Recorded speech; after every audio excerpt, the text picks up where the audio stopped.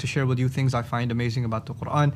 Today, something about just life. SubhanAllah, Allah says, حَسِبَ الَّذِينَ فِي قُلُوبِهِمْ مَرَضٌ أَلَّنْ يُخْرِجَ اللَّهُ أَضْغَانَهُم. Or is it the case that the people who have some disease in their heart, have they assumed that Allah will not bring out their hatred and their spite and their resentment? The word adghan comes from daghan or dighan in Arabic, which linguists would argue means al-haqad wal-baghda wal-adawa, which resentment, ill feeling, spite towards somebody. And Allah is saying in this ayah that people that have these kinds of sentiments, they tend to hide them. Like somebody meets you with a smile and they say salam to you and they give you a hug and they ask how you're doing, but yet they're harboring inside them these ill feelings towards you. They have this grudge against you. They're holding something you said for a long time and they don't tell you that. And you'll never get an idea. You won't have a clue that they're holding this against you, right? And as a matter of fact, it comes out in other people's gatherings, and when they're among their other friends or whatever, they'll talk about you and they'll say things about you. But when they meet you, it's all good. They're just going to pretend everything is just fine. And Allah calls them out on this. And first of all, He describes this as a disease of their hearts.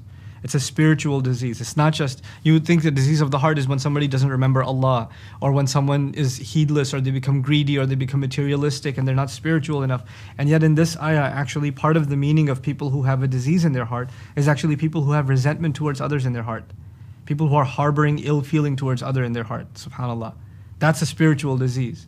And then, not only is that a disease, do they really think they're going to be able to hide it? Allah will be the one. أَلَّنْ يُخْرِجَ اللَّهُ أَضْغَانَهُم. Allah will bring out all forms of their resentments in one way or the other. Though it doesn't matter how much they try to hide it and how much they try to, conceal it because of some agenda or some advantage they want to take, or they don't think it's it's going to be best for them to let people know how they truly feel. And yet Allah will actually bring it out. You don't have to bring it out, and somebody else doesn't have to expose it. It will be Allah Himself who will present the opportunity. He'll create the circumstance where their grudge and their resentment and their spite is going to make its way to the surface. You're going to see it for what it is. SubhanAllah. Allah will create those situations.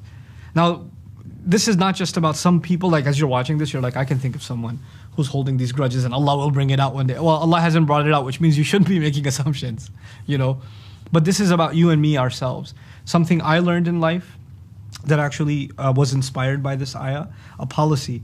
Sometimes you have friends and they say things and it hurts your feelings and you don't say anything back. You just kind of hold it in and it doesn't let you go. A long time goes by and you still hold on to what they said, and it does put a crack in your relationship with that friend or with that whoever, that relative, but you don't bring it up to them. I have a policy that I'd even like to recommend when it comes to this stuff. You shouldn't hold back. You should actually be loving and transparent and honest in the relationships that you have in life. If somebody did say something that hurt your feelings and you've been harboring it for a long time, don't let it turn into a disease inside your heart. Just let them know, look, you said this, it really hurt my feelings. I've been holding it, but I don't know if I should hold it anymore. I really wanted to let you know. And I actually did that more recently. I did that with some friends and some associates, that they did say something or do something that hurt my feelings personally. And I held it for years. And then they eventually came back and said, you don't call me as often as you used to. And before I would have said something like, I'm busy, this, that. But actually I decided, you know what? Yeah, you're right. I don't call you because of this one thing that really hurt me. And I just felt like I shouldn't call you as much.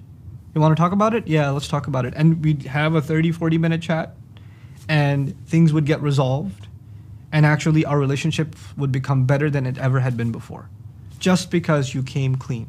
Just because you didn't let it inside. That's not patience. That's not you being righteous. It's just you allowing for some sickness in your heart to get bigger and bigger and bigger. We're not angels. We don't forget this stuff. We have to resolve it. It's okay.